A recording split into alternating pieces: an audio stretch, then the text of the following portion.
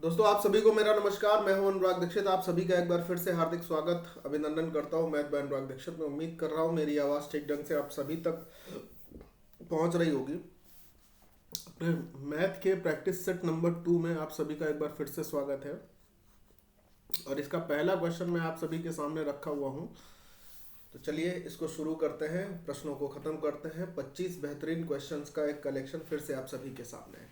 देखिए पहला क्वेश्चन कहता है, साधारण ब्याज पर एक निश्चित राशि 5 वर्षों में 12,000 रुपये और 8 वर्षों में 18,000 रुपये हो जाती है। प्रस्ताव पर प्रति वर्ष साधारण ब्याज की जो दर है वो क्या होगी। तो ये बड़ा ही सरल और सिंपल क्वेश्चन है, ध्यान से समझना। 5 वर्षों में कोई मूलधन है, मान लीजिए ऐसे कहता हूँ, ये कोई मूलधन है, इसको 5 वर्ष का समय लगता है और 5 वर्ष के समय में इसका जो मिश्रधन हो जाता है मेरे प्यारे दोस्तों वो हो जाता है 12,000। और इतने ही मूलधन का 8 वर्षों में जो मिश्रधन होता है वो हो जाता है 18,000। तो मेरे प्यारे दोस्त आपने इस तो सीखा होगा, जब मूलधन सेम रहता है तो हम प्रश्न को किस प्रकार से निपटा देते हैं। देखिए मूलधन सेम है तो हमें समय का अंतर लेना है, और समय का अंतर जो हमें दिख रहा है वो दिख रहा है 3 वर्ष का। और 3 वर्ष के समय में अंतर में मिश्रधन का अंतर कितना पड़ रहा है, 6,000। यानी 3 वर्ष का साधारण ब्याज अगर 6,000 है तो 1 वर्ष का साधारण ब्याज कितना होगा, 2,000 रुपये। और मेरे प्यारे दोस्त अगर 1 वर्ष का साधारण ब्याज 2,000 रुपये हो गया तो 5 वर्ष का जो साधारण ब्याज होगा, सिंपल सी बात है, 10,000 होगा। अब आप ध्यान से समझना, 5 वर्ष का साधारण ब्याज 10,000 रुपये है और 5 वर्ष का मिश्र धन जो है वो 12,000 रुपये है। तो 12,000 में अगर 10,000 घटा देंगे तो हमें सीधे सीधे पता चल जाएगा कि हमारे पास जो धनराशि थी, जो मूलधन था, वो 2,000 रुपये था।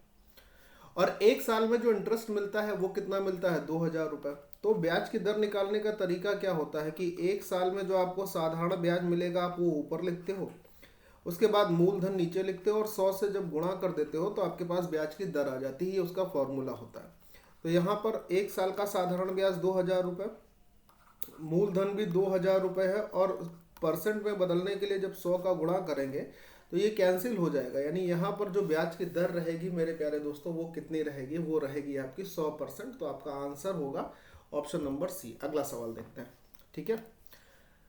आइए नेक्स्ट क्वेश्चन पर आते हैं। और नेक्स्ट क्वेश्चन हमसे कहता है, मुकेश 2 शर्ट बेचता है। पहली शर्ट का जो क्रय मूल्य है दूसरी शर्ट के विक्रय मूल्य के बराबर है। पहली शर्ट 20% के लाभ पर बेची जाती है। तो भाई हमारे पास ये जो पहली शर्ट है, 1 मिनट ध्यान से देखिएगा, जब हम पहली शर्ट की बात कर रहे हैं तो इसको 20% के लाभ पर बेच रहे हैं, यानी कि 5 से 6 पर बेची जा रही है। और यहाँ पर लिख लेता हूँ क्रय मूल्य है और ये लिख लेता हूँ विक्रय मूल्य है। अब सभी लोग ध्यान से देखना, ठीक है। अच्छा, दूसरी शर्ट के विषय में क्या कहा गया है, दूसरी शर्ट के विषय में कहा गया है कि उसको 20% की हानि पर बेचा गया, यानी 5 की चीज को 4 पर बेचा गया, ठीक है। अब देखिए सवाल की पहली लाइन आपको फिर से पढ़नी है बहुत अच्छे ढंग से। कहता है the cost price of the first shirt is equal to the selling price of the second shirt. यानी पहली शर्ट का जो क्रय मूल्य है ये दूसरी शर्ट के विक्रय मूल्य के बराबर है। तो ये दोनों आपस में क्या होने चाहिए, बराबर है। इसके लिए ऊपर 4 का गुणा होगा बराबर करने के लिए, और नीचे क्या हो जाएगा, नीचे 5 का गुणा करेंगे। तो हम ये कह सकते हैं कि पहली शर्ट का जो क्रय मूल्य होगा वो दूसरी शर्ट के विक्रय मूल्य के बराबर हो जाएगा। सिंपल बात हो गई।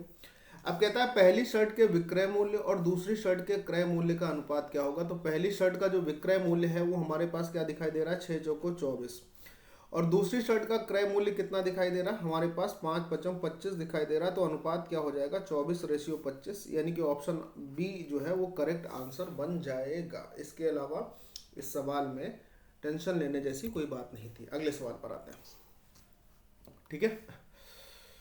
चलिए देखिए, ये क्वेश्चन कह रहा है कि 2 जार हैं ए और बी, और ए और बी में 2 द्रव पदार्थ पी और क्यू के घोल है। पहला जार ये हो गया ए और दूसरा जार ये हो गया पी बी। इसमें भी 2 द्रव पदार्थ है पी और क्यू, ध्यान से सुनिएगा। इसमें भी 2 पदार्थ हैं पी और क्यू, और जार बी में भी 2 पदार्थ हैं पी और क्यू। क्या है, पी और क्यू। ये इस प्रकार से कहता है कि पहले वाले में जो रेशियो है वो 2 और 19 का है। मैंने कहा वेरी गुड, ये रेशियो हो गया 2 और 19 का। और दूसरे वाले में जो ये रेशियो है उसको दिया हुआ है कि पी और क्यू का रेशियो 1 और 11 का है, सवाल के हिसाब से। अब सवाल ये कह रहा है कि जार ए के 7 लीटर घोल, यानी इसका हमको 7 लीटर घोल ले लेना है, इससे 7 लीटर घोल, और जार बी के 4 लीटर घोल, इसका हमको 4 लीटर घोल लेना है। जब ए का 7 लीटर और बी का 4 लीटर लेकर हम कोई नया मिक्सचर बनाएंगे, यहाँ पर मान लीजिए हमने एक नया मिक्सचर बना दिया, किससे किससे, जार ए से 7 लीटर लेकर और जार बी से 4 लीटर लेकर। तो ये जो नया घोल बनेगा, इस नए घोल में पी और क्यू का रेशियो क्या होगा, ये आपसे सवाल पूछ रहा है। आप बात को समझ पाए हैं? अब देखिए सवाल करने का तरीका यहाँ पर क्या है। सबसे पहले आप ए और बी में जो मात्राएं थी उनको बराबर करिए। जैसे यहाँ पर टोटल मात्रा क्या है, 19 और 2 21 है। बी में टोटल मात्रा क्या थी, 11 और 1 12 थी, ठीक है ना, 11 और 1 12 थी। तो अब बराबर कैसे करेंगे भाई, 21 और 12 का एलसीएम होगा 84। बराबर करने के लिए 84 बनाने के लिए इसमें 4 का गुणा होगा और इसमें होगा 7 का गुणा। बहुत ध्यान से सुनना, इसमें 4 का गुणा करोगे तो 4 दूनी 8 हो जाएगा, 19 चौको 76 हो जाएगा। ठीक, जो रेशियो 2 और 19 थे वो हो गया 8 और 76। इसमें 7 का गुणा होगा तो ये 7 हो जाएगा और ये 77 हो जाएगा। अब इसका फायदा समझते हैं क्या हुआ। इसका फायदा ये हो गया कि हमारे पास जार ए और जार बी में जो मात्राएं हैं वो बराबर हो गए। जैसे 76 और 8 84 हो गया, और यहाँ 77 और 7 84 हो गया। ठीक, अब पहले वाले से 7 लीटर लेना है और दूसरे वाले से 4 लीटर। तो पहले वाले से 7 लीटर लेना था तो इसमें 7 का गुणा कर लीजिए, दूसरे वाले से 4 लीटर लेना था, इसमें 4 का गुणा कर लीजिए। तो यहाँ पर जब आप इसका 7 लीटर लोगे, बहुत ध्यान से सुनना, तो ये क्या हो जाएगा, 7 8 56 हो जाएगा। इससे जब 7 का गुणा करोगे, 7 छंग 42 के 2 हासिल 4 हो जाएगा, और 7 7 49 और 4 53 हो जाएगा, यानी कि ये आ जाएगा। इसमें 4 का गुणा करेंगे तो ये 28 हो जाएगा, और यहाँ 4 का गुणा करेंगे, 7 चौको 28 और 2 30 308 हो जाएगा। अब P को P के साथ ऐड करेंगे, Q को Q के साथ ऐड करेंगे, ये काम करना है। तो 56 और 28 एक साथ ऐड होगा, और 532 और 308 एक साथ ऐड होगा। तो जब 532 और 308 को ऐड करेंगे तो 5 3 8 32 8 40 840 ही हो जाएगा। ध्यान से सुनना। और 56 और 28 को ऐड करोगे तो 84 यहाँ हो जाएगा। तो अब जो रेशियो मिल जाएगा, अगर हम काटेंगे पीटेंगे तो ये रेशियो 1 और 10 का मिलेगा। तो P और Q का रेशियो क्या मिल जाएगा, 1 और 10, यानी ऑप्शन नंबर डी जो है वो बिल्कुल राइट आंसर बन जाएगा। क्या कहते हो? ठीक है।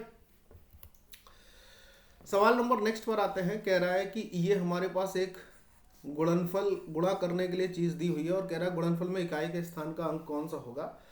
तो अगर इकाई के स्थान का अंक पूछा है तो सिर्फ इकाई के ही नंबर्स का गुणा करेंगे। 3 8 24, और यहाँ पर क्या आ जाएगा, 3 दूनी 6, यहाँ पर आया 6, और यहाँ पर इकाई का अंक 24 में 4 आया।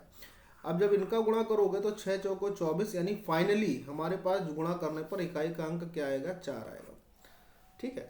अच्छा, कई सवाल ऐसे होते हैं जिसमें पूछ देता, मान लीजिए इसके लास्ट 2 डिजिट क्या होते हैं। तो आप लोग मुझे ज़रा कमेंट बॉक्स में ये ज़रूर बताना कि अगर यहाँ पर लास्ट 2 डिजिट पूछ लेता तो क्या आप लोगों को ये तरीका पता है कि आखिरी के 2 अंक हम लोग कैसे निकालेंगे। नहीं पता है तो कमेंट बॉक्स में कमेंट से बता देना कि पता है या नहीं। ठीक है, चलिए सवाल नंबर 5 पे आते हैं। देखिए महाराज, ये सवाल आपसे क्या कहता है। ये सवाल कहता है कि ऐसा आपके पास एक भिन्न दी है जो कि 16 सही 1/3 के बराबर है, और x का मान निकालना है। तो सबसे पहले इस तरफ अगर हम ध्यान से देखें तो हमारे पास जितनी भी भिन्न दी है, मिश्रित भिन्न दी है, उसमें जो कंप्लीट इंटीजर वैल्यू है उनको जोड़ लेते हैं। 5 3 8 और 4 12। बहुत ध्यान से सुनिएगा, 12 हो गया। अब जो भिन्न बनी है उनको देखना है। 1/2 1/6 1/3। एलसीएम आया 6, तो यहाँ पर हो जाएगा 3, यहाँ पर हो जाएगा 1, 3 और 1 4, और यहाँ पे हो जाएगा 2। तो 4 2 6, 6/6 का मतलब ये 1 और हो जाएगा। ठीक, और प्लस x रहेगा, और बराबर हमारे पास दिया हुआ है 16 सही 1/3। कितना दिया है, 16 सही 1/3। अब 16 से 1/3 में अगर हम 13 को माइनस कर लेंगे तो अपने पास 3:1/3 आ जाएगा। 3 से 1/3 आएगा ना, और 3 से 1/3 आएगा, तो अपना आंसर क्या होगा, ऑप्शन नंबर 1। ठीक, नेक्स्ट सवाल नंबर 6 पर आ जाते हैं मित्रों। सवाल नंबर 6 क्या कह रहा है। कह रहा है एक दीवार को अगर पूरा बनाने में x y से 50% अधिक समय लेता है। तो x जो है y से 50% अधिक समय लेता है। इसका मतलब यह है कि अगर y एक समय लेगा या y 2 समय लेगा, 2 यूनिट टाइम लेगा, तो x उससे 1 यूनिट ज़्यादा लेगा। ये इनके टाइम का रेशियो होगा। अब अगर ये टाइम का रेशियो है तो इनकी इफिशियंसी का रेशियो जस्ट रिवर्स हो जाएगा, है ना, क्योंकि अगर वर्क सेम है तो इफिशियंसी का रेशियो क्या हो गया, रिवर्स हो गया। यानी x 1 यूनिट टाइम में 2 यूनिट काम करेगा और y 1 यूनिट टाइम में 3 यूनिट काम करेगा। अच्छा, ये दोनों मिलकर जब काम करते हैं तो 15 दिन में काम हो जाता है। यानी कि अगर मिलकर काम करेंगे तो 3 और प्लस 2 5 काम होगा, और 15 दिन में काम करेंगे, इसका मतलब हमारे पास जो टोटल वर्क रहने वाला है वो 15 गुणे 5 यानी 75 होगा। अब इसी काम को अगर x ने अकेला करना हो, यानी कि ये जो 15 बटे गुणे 5 काम था, अगर इसी को x के हिसाब से यानी 2 के हिसाब से करना हो, तो हमारे पास क्या आ जाएगा, हमारे पास आएगा 75 बटे 2, और 75 बटे 2 का मतलब हो जाएगा 37.5। यानी अगर x इस काम को करे अकेला तो कितना समय लेगा, तो आपका जवाब होगा सर 37.5 दिन का समय लेगा। कौन, अकेला अगर x करेगा। क्लियर हो रहा है ना सभी को। 7वें क्वेश्चन पर आते हैं। देखें, दो पाइप है x और y, एक खाली टंकी को t टाइम में भरते हैं। यदि अकेले पाइप x टंकी को भरने के लिए t से 6 मिनट ज़्यादा लेता है और अकेले y टंकी को भरने में t से 54 मिनट ज़्यादा लेता है, तो x और y मिलकर टंकी को कितनी देर में भरेंगे। इसका तरीका आपको पता है, मैं आपको एक बार फिर से रिवाइज करवा देता हूँ। तरीका आपको पता है कि 54 गुणे 6, 6 का इसका वर्गमूल ले लेंगे, आंसर आ जाएगा। लेकिन फिर भी मैं आपको एक बार ये बता दे रहा हूँ, जैसे दो नल हैं, सपोज करिएगा, मान लीजिए दो नल x और y मिलकर किसी टंकी को t टाइम में भर रहे हैं। इंडिविजुअल अगर हम x की बात करते हैं तो x दोनों के द्वारा लिए गए समय से जैसे 6 मिनट यहाँ ज़्यादा ले रहा था। इंडिविजुअल y की बात करें तो इंडिविजुअल y जो है दोनों के द्वारा लिए गए समय से 54 मिनट यानी 54 मिनट ज़्यादा ले रहा था। तो जब इस टाइप का कोई क्वेश्चन, इस टाइप का सिनेरियो बनता है, तो आपको क्या करना होगा, इस t की वैल्यू निकालने के लिए, ये जो t है जो दोनों के द्वारा मिलकर जो टाइम लिया जा रहा है, time taken by the both of the pipes simultaneously, वो जो टाइम लिया जा रहा था उसको निकालने के लिए क्या करेंगे, रूट ऑफ जो एक्स्ट्रा टाइम लिए गए हैं ना दोनों के द्वारा 6 और 54, इनका मल्टीप्लाई करके वर्गमूल लेना है। अच्छा, अब 54 को आप अगर ध्यान से देखें तो 54 को हम लोग ऐसे भी तो लिख सकते हैं 9 इंटू 6, है ना, तो 6 से 6 आ जाएगा और 9 का स्क्वायर रूट 3 आ जाएगा। यानी कि हमारे पास t की जो वैल्यू हो जाएगी वो 18 मिनट हो जाएगी। यानी ये मैं कह सकता हूँ कि दोनों नल अगर मिलकर काम करेंगे तो 18 मिनट में काम हो जाएगा, टंकी भर जाएगी x और y के द्वारा, और यही पूछा गया था। नेक्स्ट, कौन सी संख्या जो है वो 18 से कंप्लीट डिविजिबल है। अब कोई नंबर अगर 18 से डिविजिबल होता है तो सिंपल सी बात कि वो 2 से भी डिविजिबल होगा और 9 से भी होगा। 2 से डिविजिबल होने का नियम क्या होता है कि यूनिट डिजिट का क्या होना जरूरी है, यूनिट डिजिट का सम होना, यानी कि सम होना जरूरी है। और 9 से डिविजिबिलिटी क्या कहती है कि सम ऑफ डिजिट, यानी कि अंकों का जो योग है, सम ऑफ डिजिट, वो 9 से डिवाइड होना चाहिए। तो हम ऑप्शन पर अगर नजर डालें तो सारे के सारे ऑप्शन ऐसे हैं जिसकी इकाई का अंक जो है ना वो एक सम संख्या है, तो सारे के सारे 2 से तो डिवाइड होंगे ही। तो हमें डायरेक्ट यहाँ पर क्या करना है, डायरेक्ट हमको 9 की डिविजिबिलिटी का यूज करना है डायरेक्ट। देखिए ये 9 है, ये 7 2 9 हो गया, ये 6 3 9 हो गया, ये हमें पहला ही नंबर ऐसा मिल गया जो 9 से कंप्लीट डिवाइड हो रहा है। अच्छा, चूंकि 4 में से 3 ऑप्शन इस बात को प्रमाणित नहीं करेंगे और एक ही ऑप्शन सही होगा, तो जब मुझे पहला मिल गया तो आगे के 3 ऑप्शन को मुझे चेक करने की जरूरत नहीं है। भाई एक ही ऑप्शन होगा ना जो कि 18 से डिवाइड होगा और ये दोनों कंडीशन फुलफिल करेगा, तो अगर वो हमें पहला ही मिल गया तो हमें आगे के ऑप्शन चेक करके टाइम वेस्ट नहीं करना है। अगर फिर भी किसी के मन में कंफ्यूजन है तो आप खुद से भी चेक कर सकते हो, कि एक बार घर पे भी खुद से चेक कर सकते हो। इसमें कोई मतलब रॉकेट साइंस जैसा कुछ नहीं है कि आपको बहुत समय लग जाएगा, ठीक है ना। चलो, एक कंपनी किसी उत्पाद के अंकित मूल्य पर 30% की छूट प्रदान करती है। खुदरा विक्रेता यानी जो रिटेलर है वो घटे हुए मूल्य पर 15% का एक और डिस्काउंट दे देता है। 2 के बराबर की अकेले डिस्काउंट क्या होगा, मतलब ये 2 डिस्काउंट है, एक 30% का डिस्काउंट है और दूसरा डिस्काउंट है जो रिटेलर देता है वो 15% का है। इन दोनों डिस्काउंट के इक्विवेलेंट डिस्काउंट क्या होगा? 30% का मतलब क्या होता है? 3/10, यानी जो चीज़ 10 की थी उस पर 3 का डिस्काउंट देके वो 7 की हो गई। पहला काम ये कर सकते हो, इस प्रकार से सक्सेसिव लगा सकते हो, ठीक है। 15% का मतलब होता है 3/20, जो चीज़ 20 की थी उस पर 3 का डिस्काउंट देकर वो 17 की हो गई। पहला काम आप इस तरीके से कर सकते हैं, सक्सेसिव लगाएंगे। जैसे ये हो जाएगा आपके पास 200, यहाँ पर हो जाएगा 119, एक का डिस्काउंट आपको दिखाई दे रहा है 200 पर दिखाई दे रहा है, ऐसे दिखाई दे रहा ना, 17 7 119, यहाँ पर 200, और यहाँ पर आपके पास क्या आ जाएगा, यहाँ पर आपके पास आ जाएगा डिस्काउंट में बदलने के लिए ये सब चीज़ें। मेरी बात समझ पा रहे हो ना? ये 30% मतलब 3/10, 10 की चीज़ पर 3 का डिस्काउंट 10 से 7 हो गया। 15% का मतलब होता है 3/20। 15% का मतलब क्या होता है? 3/20, तो 20 की चीज़ पर 3 का डिस्काउंट तो 17 की हो गई। 10 गुणे 20 200, 7 गुणे 17 यहाँ पर। इस प्रकार से आप अपना सॉल्व करना, पहला तरीका। दूसरा तरीका दोस्त ये है कि इसी सवाल को आप ए बी रूल से कर सकते हो कि 30 + 15 और माइनस क्या होगा 30 गुणे 15/100। बहुत ध्यान से सुनिएगा, ठीक है। तो ये हो गया आपके पास 45 माइनस यहाँ से क्या होगा, एक जीरो से ये खत्म हो जाएगा। 15 ते 45 का एक अंक पर दशमलव यहाँ आ जाएगा। 45 में से आप 4.5 जब माइनस करेंगे तो आपके पास क्या आ जाएगा, 40.5 आंसर आ जाएगा। तो ये एक तरीका भी हो सकता है। तो आप चाहे ऐसे कर लीजिए ए बी रूल से, और चाहे सक्सेसिव से कर लीजिए। मेरा आपको सजेशन ये है कि जब एग्जाम में ऐसे क्वेश्चन आए और जो ये डाटा दिया हो, ये एग्जैक्ट डाटा दिया हो, मतलब सही बटे में ना हो, भिन्न में ना हो, तो आप ए बी रूल इस्तेमाल कर लें, ज़्यादा सही रहेगा, थोड़ा इजी हो जाएगा, ठीक है।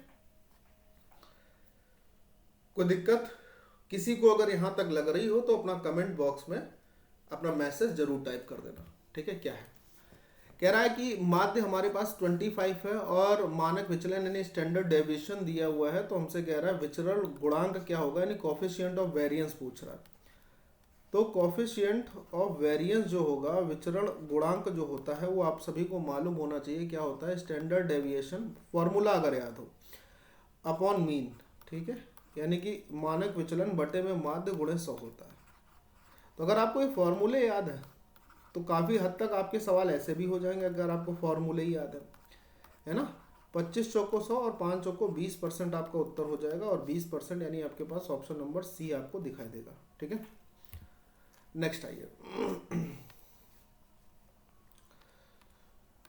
कहता है एक व्यक्ति है, वो कार में 30 किलोमीटर प्रति घंटे की गति से, औसत गति से 450 किलोमीटर, फिर 40 किलोमीटर प्रति घंटे की गति से 360 किलोमीटर, और अंत में 50 किलोमीटर प्रति घंटे की गति से 150 किलोमीटर की यात्रा करके गंतव्य तक पहुंच जाता है। पूरी यात्रा के दौरान उसकी औसत गति क्या होगी? अब औसत गति क्या होती है मेरे दोस्त? फॉर्मूला क्या होता है?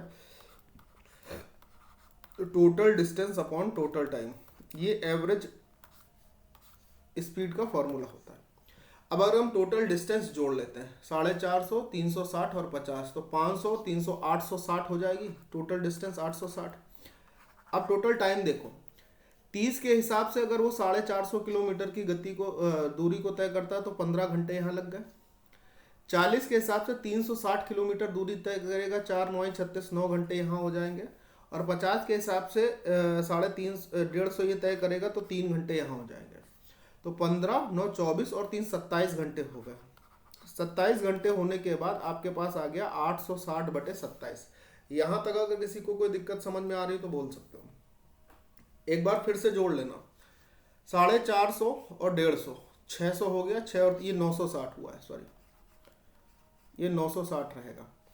तो अब ऊपर और नीचे 3 से डिवाइड कर सकते हो, तो 3 त्रिका 9 हो जाएगा, 3 दूनी 6 हो जाएगा, और यहाँ पर 3 से डिवाइड कर दोगे तो 3 9 में 27 हो जाएगा। 320/9 यानी ऑप्शन नंबर ए जो होगा, ये पूरी यात्रा के दौरान की औसत गति हो जाएगी। सवाल नंबर नेक्स्ट, कह रहा 15 से डिवाइड 3 अंकों की सभी संख्याओं का जो योगफल है वो क्या होगा, जो 15 से डिवाइड हो। मेरी बात बहुत ध्यान से सुनना। देखिए, 3 अंकों की जो शुरुआत होती है 3 अंकों वाली संख्या की, वो 100 से होती है, और ये कहाँ तक जाती है, ये 999 तक जाती है। 100 से 999 तक टोटल अगर मैं बात कर लेता हूँ तो टोटल हमारे पास 900 संख्याएं होती हैं। इन 900 संख्याओं में हमें वो संख्याएं निकालनी है जो 15 से डिवाइड हो। आप मेरी बात समझना। इन 900 संख्याओं में पहले तो वो संख्या पता हो जाए जो 15 से डिवाइड है, उसके बाद उन सभी संख्याओं का योग चाहिए।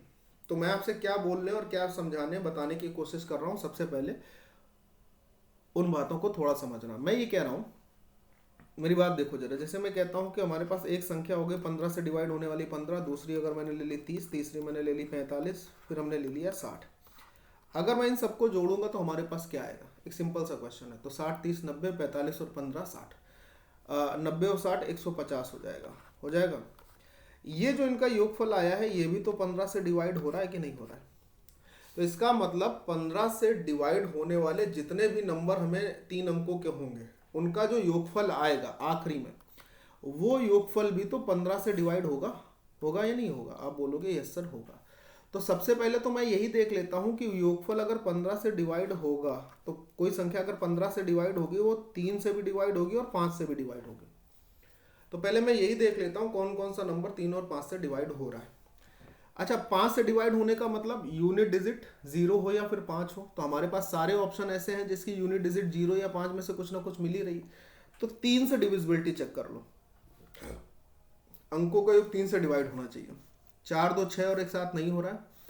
आगे बढ़ते हैं। 6 3 9 खत्म कर दो। 8 5 13 2 15, ये हो रहा है 3 से डिवाइड। फिर देखो 8 5 13 2 15, 15 और 3 18, ये भी 3 से डिवाइड हो रहा है। फिर देखो 7 2 9 खत्म करते हैं। 8 और 5 13, ये 3 से डिवाइड नहीं हो रहा है। तो मतलब एक चीज तो कंफर्म हो गई कि हमारे पास सवाल के गलत होने की संभावना 50% कम हो गई, क्योंकि पहले 4 ऑप्शन थे, अब बचे हमारे पास 2 ऑप्शन, इसी में चुनना है। क्लियर है मेरी बात? बहुत ध्यान से समझना। अब यहां पे अपना थोड़ा सा दिमाग आप चला सकते हो। क्या चला सकते हो वो सुनो। क्या चला सकते हो वो सुनो। मैं क्या बोल रहा हूँ? मैं ये बोल रहा हूँ कि हमारे पास जो पहला नंबर होगा वो 105 होगा, जो 15 से डिवाइड होगा, और 3 अंक की पहली संख्या होगी। 15 सत्ते 105 होगा। और 999 से पहले अगर मान लो 999 है 15 से डिवाइड होने वाली संख्या, तो ये तो नहीं हो सकता है ना, क्योंकि इकाई में 5 होना जरूरी है। इकाई में इसके पहले 5 कहाँ पर आएगा? 995 पर आएगा। तो आप पहले तो ये चेक करो कि 995 15 से डिवाइड हो रहा है कि नहीं। तो 15 छक्का 90, 9 बचेगा, और 15 छक्का 90 नहीं होगा। इसका मतलब 990 होगा आखिरी संख्या। 15 छक्का 90, 15 छक्का 90, तो 3 अंकों की सबसे बड़ी संख्या जो कि 15 से डिवाइड होगी वो 990 होगी, और सबसे छोटी संख्या 105 होगी। अब कितने नंबर हैं ये पता कर लो, और हमारे पास फर्स्ट और लास्ट नंबर तो आ ही चुके हैं। तो फॉर्मूला क्या होगा योगफल का कि n/2 समांतर श्रेणी में लगाते हैं। n/2 first number plus last number. n क्या है? संख्याओं की संख्या। अब ये n कैसे निकलेगा? तो n निकालने के लिए मैंने आपको तरीका बताया है। सबसे बड़े नंबर से सबसे छोटे नंबर को माइनस करोगे, और जिससे संख्या का विभाजन होना है उसको बटे में लिखोगे और +1 कर लोगे। ये मैंने एक बार नहीं कईयों बार बताया n निकालने के लिए संख्याओं की संख्या। 990 में से अगर मैं 105 माइनस करूंगा 890, 885 होगा। हो जाएगा 885 बटे में 15 +1। 15 से इसको डिवाइड करेंगे तो कितनी? 15 पना 75, 15 छक्का 15 पना 75, 15 पना 75, और 15 9 में 135 +1, यानी कि टोटल 60 संख्याएं होंगी। तो यहां पर अपने पास क्या आ जाएगा? 60 बटे 2 first number plus last number अगर हम जोड़ेंगे तो 1095 आ जाएगा, 1095 आ जाएगा। इसका गुणा कर लेंगे 30 हो जाएगा, और जब 30 का गुणा करोगे तो 3 पचे 15, 3 9 27, और 1 28 हो जाएगा, और 3 एकम 3 हो जाएगा। यानी 32,850 अपना करेक्ट आंसर बनेगा, ऑप्शन नंबर सी। ये इसका तरीका होगा।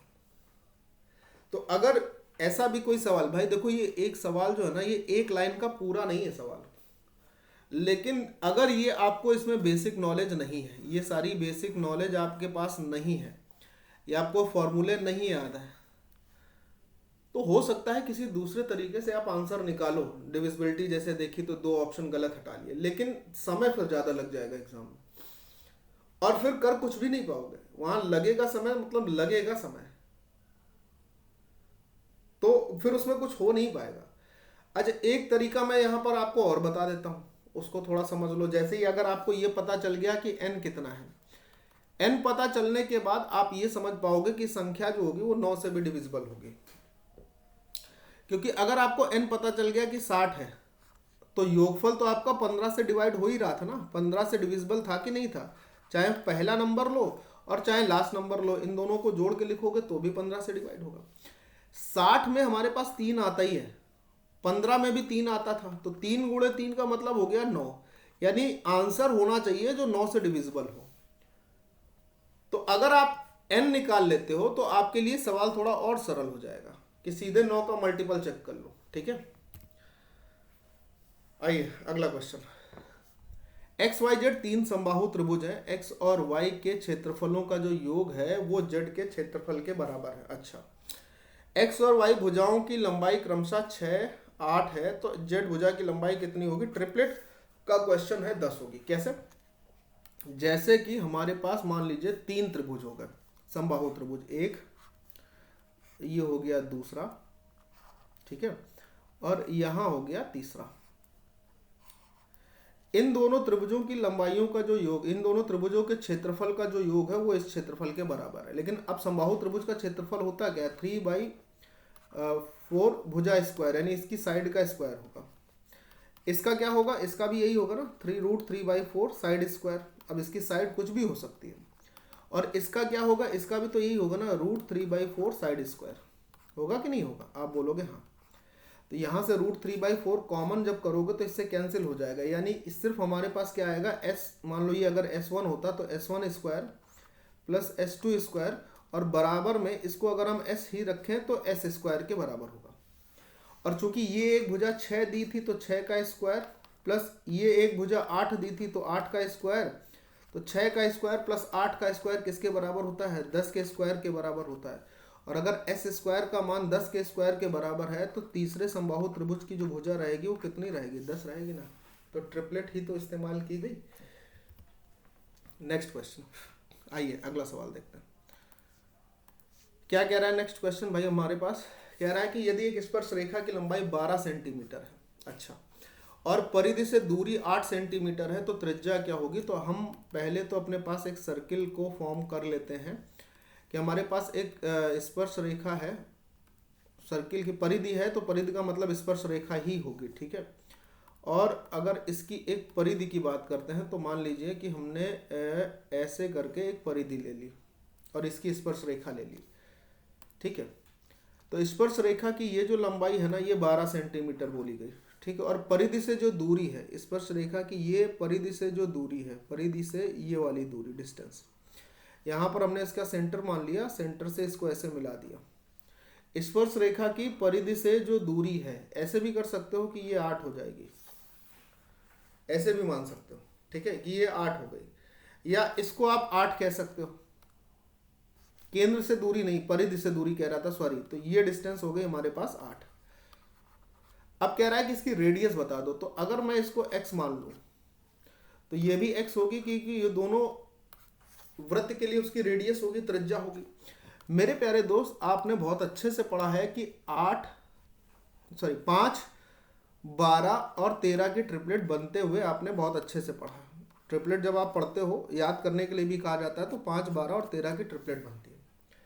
मैं अगर थोड़ी देर के लिए यहाँ पर x का मान 5 रखता हूँ तो ये 5 हो जाएगा, तो इसका मतलब ये भी 5 होगा। अब अगर ये 5 हुआ तो ये पूरी भुजा 8 + 5 से कितनी हो जाएगी? 13 हो जाएगी।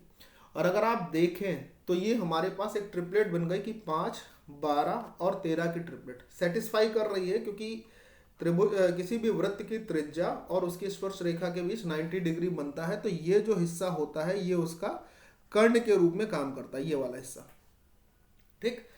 तो ये तभी पॉसिबल हुआ जब हमने x यानी रेडियस की वैल्यू क्या अपने आप से देखी? 5। और ये कहाँ से दिमाग आया? ये आया कि सर हमारे पास ट्रिपलेट जो होती है 5, 12, 13 होती है, इसलिए यहाँ पर जो रेडियस रहेगी वो कितनी रहेगी? ऑप्शन नंबर ए यानी 5। दो संख्याओं का लघुत्तम समापवर्तक और महत्तम समापवर्तक 1105 और 5 है। यदि लघुत्तम समापवर्तक पहली संख्या का 17 गुना है तो जो फर्स्ट नंबर होगा वो कितना होगा? अब आप देखना जरा, लघुत्तम समापवर्तक है 1105 और ये पहली संख्या का 17 गुना है, तो 17 से मैं इसको भाग दे देता हूं, तो 17 छक्के 102 और 17 पंजे 85। तो एक बात तो क्लियर हो गई कि हमारी पहली संख्या हो गई 65, अब कौन कौन से ऑप्शन में पहली संख्या 65 है, ये खत्म कर लो, ये खत्म कर लो। एक ये ऑप्शन है, एक ये ऑप्शन है जिसमें पहली संख्या 65 है। मेरे प्यारे दोस्त, ये भी आप जानते हो, पढ़ा है आपने कि दो संख्याओं का एलसीएम और एचसीएफ का जो गुणनफल होता है वो पहली संख्या गुणे दूसरी संख्या के गुणनफल के बराबर होता है।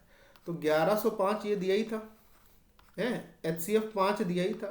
पहली संख्या आपने 65 निकाल ली है, आपको दूसरी संख्या यानी सेकंड नंबर निकालना है। तो मेरे प्यारे दोस्त क्या करोगे, 5 से इसको डिवाइड कर लोगे 13 बार, और 13 से जब 1105 को डिवाइड करोगे तो 13 अट्ठे 104 हो जाएगा और 13 पचे 65 हो जाएगा, यानी जो दूसरा नंबर होगा वो 85 होगा। तो ऑप्शन ए आंसर हो जाएगा, इसको खत्म कर लेंगे। ठीक है, सिंपल। नेक्स्ट आइए। ये सवाल क्या कह रहा है, कह रहा है बिंदु जो है a,4 वो इस आरेख x + 2y = 6 पर स्थित है। मैं कह रहा हूं कि मान लीजिए हमारे पास अगर कोई लाइन है और इस लाइन पर अगर कोई पॉइंट x, y स्थित है, तो इसका मतलब ये x, y इस लाइन की इक्वेशन को सेटिस्फाई करेगा। सेम कंडीशन यहाँ पर आपके पास कि ये पॉइंट जो है जिसमें ये पॉइंट x हो जाएगा और ये y हो जाएगा, आपको यहाँ रखना है। x का मतलब क्या है, a हो जाएगा, और y का मतलब 4 हो जाएगा। तो 4 दूनी 8 बराबर में 6 हो जाएगा। तो a की जो वैल्यू आपको दिखाई देगी 6 - 8 यानी -2 दिखाई देगी, और ऑप्शन नंबर सी आपके लिए आपका आंसर बन जाएगा। आइए सवाल नंबर नेक्स्ट पर आ जाते हैं। सवाल नंबर नेक्स्ट क्या कहता है हमसे, ये सवाल हमसे कह रहा है भाई, कुछ अच्छा ही कहेगा कि एक 40 मीटर ऊंचे मंदिर के दोनों ओर दो व्यक्ति इसके शीर्ष को क्रमशः 30 और 30 दोनों बार 30 है। अच्छा, 30 और 30 डिग्री के उन्नयन कोण पर देखते हैं तो दोनों व्यक्तियों के बीच दूरी कितनी है। अच्छा चलो कोई बात नहीं, देखो जरा, एक ये 40 मीटर ऊंचा मंदिर है, इस मंदिर के दोनों ओर से यानी यहाँ से और यहाँ से दो व्यक्ति हैं। इधर वाला व्यक्ति इसके शीर्ष को देखता है तो 30 डिग्री के उन्नयन कोण पर देख पाता है, ठीक, और इधर वाला आदमी भी अगर इसके शीर्ष को देखता है तो भी 30 डिग्री के एंगल ऑफ एलिवेशन यानी उन्नयन कोण पर ही देख पाता है। अच्छा, अब ये कह रहा है कि ये जो मंदिर है इसकी ऊंचाई हमारे पास दे रखी है 40 मीटर, तो दोनों व्यक्तियों के बीच की डिस्टेंस कितनी होगी। ये M1 व्यक्ति था, इसको M2 कर लेते हैं। ये मंदिर का निचला सिरा है, इसको D मान लेते हैं, ठीक है। अब ये कह रहा है कि दोनों व्यक्तियों के बीच की दूरी कितनी है, तो सवाल तो सरल हो गया। आपको ये बात पता होनी चाहिए कि अगर हम किसी समकोण त्रिभुज की बात करते हैं, ध्यान से सुनिएगा, नोट कर लीजिएगा, अच्छे से लिख लीजिएगा। किसी समकोण त्रिभुज की बात अगर करते हैं जिसमें ये वाला एंगल अगर 30 है तो निश्चित तौर पर ये 60 होगा, है ना। तो 30 डिग्री के सामने की भुजा जो होती है वो हमेशा 1 के रेशियो में होगी, 60 डिग्री के सामने की भुजा √3 के रेशियो में होगी, और 90 डिग्री के सामने की भुजा हमेशा 2 के रेशियो में होगी, करेक्ट। तो अगर हम यहाँ पर देखते हैं तो अगर 30 डिग्री के सामने की भुजा 40 है जो कि 1 के रेशियो में है, तो 60 डिग्री ये होगा। 60 डिग्री के सामने की भुजा कितनी होगी, √3 का गुणा हो जाएगा, 40 √3 हो जाएगी, ठीक। सेम प्रोसेस यहाँ कि अगर ये 90 डिग्री हो गया, ये 30 डिग्री है, तो ये वाला कोण होगा 60 डिग्री का। 30 डिग्री के सामने की भुजा 40 है, तो 60 डिग्री के सामने की भुजा में सिर्फ √3 का गुणा हो जाएगा, तो ये हो जाएगी 40 √3 यहाँ से यहाँ तक की दूरी। दोनों व्यक्तियों के बीच की दूरी पूछ रहा था, 40 √3 + 40 √3 यानी 80 √3 दोनों व्यक्तियों के बीच की दूरी होगी। ऑप्शन नंबर ए आपका आंसर होगा। सवाल नंबर नेक्स्ट आ जाइए। 3 अलग अलग स्कूलों में छात्रों की जो संख्या का अनुपात है वो 2, 3 और 3 है। 3 अलग अलग स्कूल में, ठीक है। प्रत्येक स्कूल में छात्रों की संख्या में 60%, 30% और 20% की कमी हो गई। बहुत ध्यान से सुनना। अब इसमें आप ये वाले डेटा का इस्तेमाल कर भी सकते हो और चाहो तो नहीं भी कर सकते हो। परसेंट देखो, 60%। 60% का मतलब ये हो गया कि जो चीज़ पहले 5 के रेशियो में थी वो 3 कम हो गई, तो अब उसका रेशियो क्या रहेगा, 2। 30% का मतलब 3/10। जो चीज़ पहले 10 के रेशियो में थी वो 3 कम हो जाएगी, तो अब 7 के रेशियो में होगी। और लास्ट वाले में 20% यानी जो चीज़ पहले 5 के रेशियो में थी वो 1 कम हो जाएगी, तो 4 में होगी। यानी अब जो नया अनुपात होगा, ध्यान से सुनना, जो नया अनुपात होगा उसमें पहला हिस्सा 2 से डिविजिबल होगा, दूसरा 7 से होगा, तीसरा 4 से होगा। इसमें पहला 2 से डिविजिबल है नहीं, इसमें है नहीं, इसमें है नहीं, ये सब खत्म हो गया, सिर्फ एक ही ऑप्शन आंसर हो गया, खत्म हो गई बात। अब आप अगर ये चाहो कि ये 2, 3, 3 को हम 200, 300, 300 करके कर लें, या 20, 30, 30 करके कर लें, या कोई और नंबर लेके कर लें, तो मतलब आप कर सकते हो, लेकिन जरूरत शायद नहीं पड़ेगी। सवाल नंबर नेक्स्ट, 4 tan थीटा बराबर 3 है तो बाकी वैल्यू निकालनी है। जैसे अगर मैं यहाँ से tan थीटा की वैल्यू आपसे बोलूँ तो क्या आएगी, 3/4 आ जाएगी, आ जाएगी। इसमें क्या करना है, मैं cos थीटा से सब भाग दे देता हूँ। तो यहाँ cos थीटा से भाग दोगे तो ये तो tan थीटा ही हो जाएगा, तो हो जाएगा 4 गुणे 3/4 और -1, ठीक। नीचे क्या हो जाएगा, नीचे हो जाएगा 4 गुणे 3/4 +1। ये 4 से ये 4 खत्म, ये 4 से ये 4 खत्म, ऊपर 3 - 1 2 और नीचे 3 + 1 4, तो 2/4 का मतलब 1/2 इस क्वेश्चन का अपना आंसर बन जाएगा। 1/2 का मतलब option number C is the right answer. आइए सवाल नंबर नेक्स्ट पर आता है। ये सवाल देखना है, इस बिंदु के ध्रुवीय निर्देशांक निकालना है। तो ध्रुवीय निर्देशांक होते क्या है, पहले तो मैं आपको ये बता दूं, ध्रुवीय निर्देशांक होते हैं r cos थीटा, जो लिखे जाते हैं r cos theta, r sin theta, ठीक। ये होते हैं ध्रुवीय निर्देशांक, जिसका आपको वैल्यू निकालनी है। अब यहाँ पर दो चीजें आपके लिए सबसे जरूरी है कि आप r और थीटा अगर निकाल लेंगे तो ही ये ध्रुवीय निर्देशांक आएंगे। अब इसके लिए थोड़ा सी बात को आप सब समझना है, कैसे निकलता है पोलर फॉर्म कि हमारे पास दो एक्सिस हैं, इस एक्सिस में जो थीटा एंगल होता है वो एक्स अक्ष से झुकाव होता है, ये होता है थीटा, करेक्ट। तो मैं क्या बोल रहा हूँ, मैं ये बोल रहा हूँ, ध्यान से सुनना जरा। जैसे मान लीजिए कि एक्स अक्ष पे चली गई दूरी ये होती, ठीक है, और वाई अक्ष पे चली गई दूरी ये होती। तो एक्स अक्ष पे चली गई दूरी यहाँ पे क्या दी है, 4√3 दी है। वाई एक्सिस पे चली गई दूरी क्या दी है, 12 दी है। तो अब ये जो आपके पास लेंथ है ना, ये वाली लेंथ, ये आपका आर कहलाएगी। ये क्या कहलाएगी, आर। और आर यहाँ से क्या आएगी, 4√3 का होल स्क्वायर करेंगे तो हमारे पास 48 आएगा। 12 का होल स्क्वायर करेंगे तो 144 आएगा। 144 प्लस 148 को जोड़कर जब इसका वर्गमूल लेंगे, यानी 192 का जब आप वर्गमूल लेंगे तो ये वर्गमूल आ जाएगा 8√3 शायद, है ना।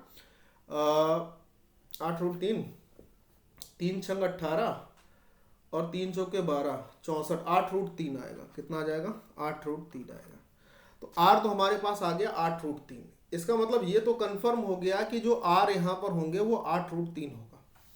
तो ये वाला ऑप्शन गया अपने पास से, क्योंकि यहाँ पर 8√3 नहीं था, बाकी सारे ऑप्शन में 8√3 पहले दिया हुआ था। और दूसरी बात, हमारे पास पहले cos थीटा वाली वैल्यू आएगी, तो ये sin थीटा का जो ऑप्शन है ये खत्म हो जाएगा। अब या तो बी या तो डी, आंसर कोई एक होगा। अच्छा, अब आप समझिए, मेरी बात ध्यान से सुनना। देखो क्या होता है कि जब आप tan थीटा, मान लीजिए ये एंगल आप लेकर चल रहे हो, ये थीटा एंगल लेकर चल रहे हो और यहाँ पर आपने इसकी प्रवणता ली tan थीटा। तो tan क्या होता है, tan होता है लंब बटे आधार। लंब क्या है, 12, ठीक है, ध्यान से सुनना। आधार कितना है, 4√3। तो 12/4√3 जब आप करोगे तो ये आपको देगा √3। और tan में √3 किसकी वैल्यू होगी, tan में √3 वैल्यू होती है थीटा बराबर 60 डिग्री होने पर tan 60 की वैल्यू √3 होती है। तो थीटा की वैल्यू भी आ गई √3। अब r की वैल्यू होगी 8√3 और थीटा की वैल्यू होगी 60। तो 30 वाला तो अपने पास आंसर नहीं होगा, तो ये खत्म हो गया। तो इसके पोलर कोऑर्डिनेट क्या बन जाएंगे, इसके पोलर कोऑर्डिनेट यानी कि ध्रुवीय निर्देशांक बनेंगे 8√3 cos 60, 8√3 sin 60। सबसे सरल मेथड ये मैंने आपको बता दिया, बिना किसी फॉर्मूले को याद रखते हुए, कि इसमें आपको कोई दुनिया भर की धनतेरस वाले फॉर्मूले नहीं याद रखने। कभी भी आपसे पोलर फॉर्म के कोऑर्डिनेट पूछे जाएं, आपको सिर्फ यही काम करना है, किसी एक कोऑर्डिनेट को देकर अगर पूछा जाता है तो। इसके अलावा आपको कुछ नहीं, कोई फॉर्मूला याद नहीं करना। सवाल नंबर नेक्स्ट आइए। यहाँ नंबरिंग थोड़ी अप एंड डाउन है, देख लीजिएगा। कहता है यहाँ पर कि x + y/2 बराबर 1/4 है, y + z/2 बराबर 1/4 है और z + x/2 बराबर 1/4 है। तो x + y + z का मान क्या होगा, तो बड़ा सरल हो गया भाई। इन तीनों को आप जोड़ लीजिए, तो x + y + z तो सीधे सीधे आ जाएगा, ठीक है। और उसके बाद क्या आ जाएगा, यहाँ y/2, यहाँ z/2, यहाँ x/2। तो अगर हम 1/2 कॉमन ले लेंगे तो अंदर हमारे पास फिर से क्या आ जाएगा, x + y + z। और इधर सबको जोड़ने पर 1/4, 1/4, 1/4, तो ये हो जाएगा 3/4, ठीक है। अब सुनो, अगर मैं आपसे बोलूं कि आप 1 + 1/2 करिए तो ये आपके पास 3/2 आता है, तो आप बोलोगे हाँ सर 3/2 आता है। तो ये x + y + z पूरा है और यहाँ पर ये x + y + z का आधा है। तो अगर इसको हम जोड़ेंगे तो 2 एकम 2 1 3/2 हो जाएगा। 3/2 ब्रैकेट में क्या आ जाएगा, x plus Y plus Z, और ये बराबर अपने पास दिया है 3/4 के। तो यहाँ पर दोस्त 3 से 3 का गेम खत्म, 2 ऊपर जाएगा या 2 यहाँ से काट देंगे, 2 दूनी 4। तो x plus Y plus Z की हमारे पास फाइनल वैल्यू क्या आ जाएगी, 1/2 आ जाएगी, और 1/2 का मतलब ऑप्शन नंबर सी अपना आंसर हो जाएगा। ठीक है, नेक्स्ट अगला सवाल। 2 आयत है जिसकी लंबाई के अनुपात 24:23 है। अच्छा, मतलब कि पहले आयत की लंबाई 24 के अनुपात में है, दूसरे आयत की लंबाई 23 के अनुपात में है, और दोनों आयतों की चौड़ाई 18 और 17 है। ठीक है, यदि दूसरे आयत का जो परिमाप है वो 160 सेंटीमीटर दिया है और दूसरे आयत की लंबाई उसकी चौड़ाई से 12 सेंटीमीटर ज्यादा है। अच्छा जी, तो पहले आयत का क्षेत्रफल ज्ञात करना है। अच्छा, तो मैं एक काम कर रहा हूं कि आयत का जो क्षेत्रफल होता है, एरिया ऑफ रेक्टेंगल जो होता है, वो होता है लंबाई गुणे चौड़ाई। तो अगर मैं पहले आयत की बात करूंगा तो इसकी लंबाई जो है वो 24x के रेशियो में है, और जो चौड़ाई है मान लीजिए 18y के रेशियो में है। तो अगर मैं दोनों का गुणा करता हूं तो मुझे एक चीज तो समझ में आ जाएगी कि ये होगा 24 गुणे 18 इंटू XY। अगर मैं दोनों के मात्रक अलग अलग लेता भी हूं कि 1 मीटर में हो 1 सेंटीमीटर में, इसलिए x और y अलग अलग लिया, लेकिन फिर भी 24 गुणे 18 तो हो गई। और अगर कोई संख्या 18 का मल्टीपल है तो दैट्स मीन कि वो 9 का भी मल्टीपल होगी। तो सबसे पहला काम 9 का मल्टीपल आप ढूंढिए। 4 4 8, 4 12 और 1 13 नहीं है, 8 4 12 1 13 नहीं है, 6 2 8 1 नहीं है, 8 2 10 7 17 और 1 18। एक ही ऑप्शन 9 का मल्टीपल है, यही आपका आंसर हो गया। एक्स्ट्रा कुछ नहीं करना है। सवाल बड़ा होने का मतलब ये बिल्कुल नहीं होता है कि वो कठिन भी हो। दोस्तों के एक समूह की औसत आयु 27 वर्ष है। 4 नए दोस्त आए जिनकी औसत आयु 25 वर्ष है और उनसे जुड़े, तो पूरे समूह की औसत आयु 26 हो गई। प्रारंभ में समूह में कितने व्यक्ति थे, मुझे नहीं पता। मैंने कहा प्रारंभ में समूह में n व्यक्ति थे, बाद में 4 लोग और आए। ये जो n लोग थे इनकी उम्र का औसत 27 था। ये जो 4 लोग आए हैं इनकी उम्र का औसत 25 था। और जब ये आपस में जुड़ गए तो जो इन सभी की, पूरे ग्रुप की, जब ग्रुप जुड़ गया तो पूरे ग्रुप की औसत आयु थी वो हो गई 26। एलिगेशन लग गया। क्या लग गया? एलिगेशन। इन दोनों का अंतर 1, यहां पर अंतर 1। अगर इस वाले 1 की वैल्यू हमारे पास 4 बच्चों की संख्या के बराबर आ रही, तो यहां पर ये 1 की जो वैल्यू होगी ना, ये भी तो 4 लोगों की संख्या के बराबर आएगी। इसका मतलब n का मान भी 4 होगा। तो ये बात क्या प्रदर्शित करती है कि शुरुआत में जो समूह था उसमें लोगों की संख्या कितनी थी? 4 थी। ये सवाल इसलिए रखा है क्योंकि ये सवाल कल वाले सेट में भी था। कल वाले सेट और आज के सेट में अंतर जानते हैं कहां दिख रहा है? कल वाले सेट में लिखा गया था जब विक्रय मूल्य के 80% पर बेचा जाता है, और आज वाले सेट में कहा गया कि विक्रय मूल्य के 60% पर बेचा जाता है। ओवरऑल बात यह है कि सवाल इतना इंपॉर्टेंट है कि यहां पर सिर्फ इस परसेंट के डेटा को चेंज करके बार बार ये क्वेश्चन आया हुआ एग्जाम में, बार बार आया है। और ऐसा नहीं कि ये सवाल रेलवे में नहीं आएगा तो वो एसएससी में आएगा। कोई भी सवाल किसी भी एग्जाम में पूछा जा सकता है रेलवे के। अब रेलवे में तो मान लीजिए इस बार तो कितने बढ़िया बढ़िया क्वेश्चन आपको मिले हैं, और ग्रुप डी और एनटीपीसी की बात करें तो इसमें तो सुभान अल्लाह क्वेश्चन आएंगे, ये तो गारंटीड है। तो थोड़ा तो सावधानी रखनी पड़ेगी आपको भी, ठीक है। ये आज का लास्ट क्वेश्चन है और ये आज का आपका होमवर्क क्वेश्चन है। उम्मीद ये रहेगी समझदार विद्यार्थी अच्छे से निपटाएंगे, करेंगे, और जो समझदार नहीं होंगे उनकी तो बात ही अलग है, ठीक है। तो ये आपका होमवर्क क्वेश्चन है। कमेंट बॉक्स में मैं इंतजार करूंगा कि आप सभी के कमेंट का, कि आप सभी का कमेंट आए इस क्वेश्चन के आंसर के लिए। एक सवाल कल भी मैंने आपको ऐसे ही कराया था, ठीक है। चलिए, तो फिलहाल अगर किसी का कोई डाउट बनता है, ये लगता है कि हमें नहीं आया, तो आप हमारे टेलीग्राम चैनल को ज्वाइन कर लीजिए। टेलीग्राम चैनल का जो लिंक रहेगा वो आपको डिस्क्रिप्शन बॉक्स में दिया रहेगा, ठीक है। फिर भी उसके बाद अगर कुछ नहीं आपको डाउट लगता है या वो लगता है तो आप मुझे इस नंबर पे व्हाट्सएप कर सकते हैं। ये कॉलिंग फैसिलिटीज़ वाला नंबर नहीं है, इसमें आप उससे व्हाट्सएप करेंगे तो इसमें आप अपना डाउट व्हाट्सएप कर देना, उसको भी हम देख लेंगे। चैनल पर नए हैं चैनल को अभी तक फॉलो नहीं किए, सिर्फ इस बात के कहने के इंतजार कर रहे थे कि जब सर कहेंगे तभी हम करेंगे, तो मेरे प्यारे दोस्त प्यार और स्नेह को दिखाइए और तुरंत बेल बटन को दबाइए सब्सक्राइब करने के बाद, ताकि सभी के सभी नोटिफिकेशन आप तक सही समय पर पहुंच सके। ठीक है, बहुत बहुत धन्यवाद। बाय बाय, जय हिंद, टेक केयर।